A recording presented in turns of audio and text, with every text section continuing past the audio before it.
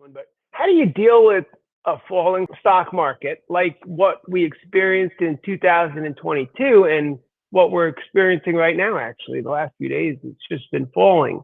Yeah, Should we invest more heavily during these times, like Warren Buffett says? Be yeah, fearful when others are greedy, and greedy when others are fearful. yeah. That's a great question. So think of it this way. Um, if you were looking at a television and the television last year cost $1,000 and now it's on sale for $600, it's 40% off.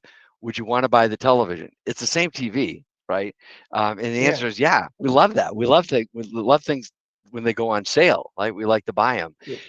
But for some reason, when the stock market goes on sale, people get all freaked out and and they don't want to buy. They just want to stay in the sidelines or whatever, right?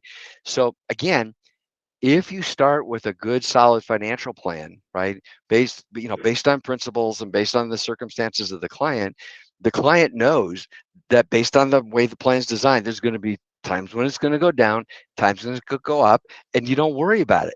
It's just all designed to work through it.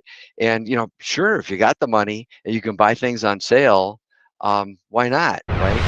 Baron Rothschild's the one that said, buy when there's blood in the street, right? Yeah, back in 2008, I was trying to convince everybody to buy real estate, and everybody thought I was nuts, right?